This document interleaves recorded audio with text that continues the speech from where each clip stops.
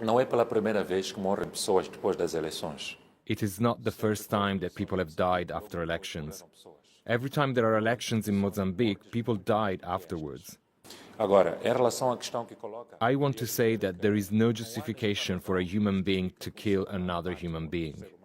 That is why I would like to take this opportunity to offer my condolences to the grieving families. As famílias enlutadas.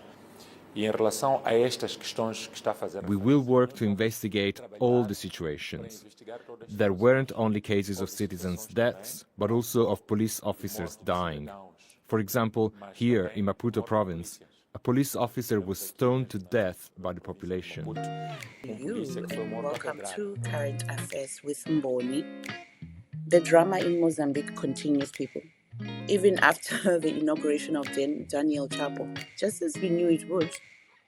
Public servants right now, as in teachers and health professionals, have been striking, demanding the 13th check salary promised by the government. A lot is happening in Mozambique. But I was very surprised to also learn that Chapo's biggest rival and man who many believe to be the true winner of last October's presidential election, Venancio Mondlane, has set up his temporary headquarters just 1.5 kilometers away from Daniel Chapo's residence, the Palazzo da Ponta Vermelha. After returning to Mozambique, inaugurating himself, and building his shadow government, which he says is the people's government. The report I read said that there are queues of diplomats and businessmen in the lobby of the hotel where he currently resides, all hoping for an audience with Mondlane. This is very interesting to me that the very Mondlane, who was in exile at some point shortly after the contested elections, is in close proximity to the seat of power now that he has returned to Mozambique. Mondlane also alleges that over 1,000 people have been killed by the Frelimo government in 100 days, while many have been arrested and maimed. Apart from forming his shadow government, Mondlane, who says he's also open to dialogue with the current illegal government, is also demanding free hospital treatment and compensation for those injured by Mozambican security forces. Chapo, on the other hand, claims that it's common or normal for Mozambicans to die after elections. He says this as if their deaths are a result of natural causes or something. Even his condolences to the families sound hollow and empty. He cries over the death of one policeman who was stoned to death by protesters who were obviously defending themselves because the security police are out there trying to off them. So, but here he is crying about the death of one policeman who was stoned to death by protesters, but over 1,000 of his civilians have died at the hands of the very security police. Mozambique really have their hands full right now. It makes me so sad. From stolen elections, killing of civilian protesters, and not forgetting the fact that there are parts of Mozambique, such as Cabo Delgado, which remain ungovernable because of insecurity and terrorism caused by the discovery of the world's largest source of natural gas off the coast.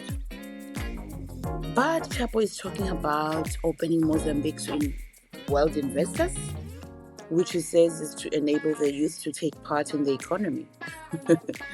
This is really a pipe dream, and it's really tragic because they really insist on selling these pipe dreams. These former liberation movements, your Frelimos and your ZANU-PF. The reality is that Frelimo, like their SADC counterparts, ZANU-PF, have long stopped having anything to offer their people, but have decided to hang on to power nonetheless. Frelimo has been for decades, has been in power for decades. As I'm talking, South Africa arrested over 1,000 illegal miners from Mozambique recently.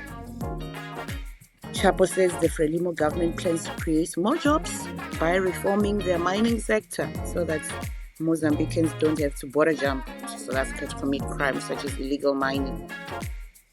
But even before the elections and these protests disputing the elections, South Africa has been dealing with illegal Mozambicans flocking here for years, including Chidima's criminal mother with the alleged Zulurus. The reality is that Frelimo does not want to accept that the people of Mozambique have rejected them at the polls.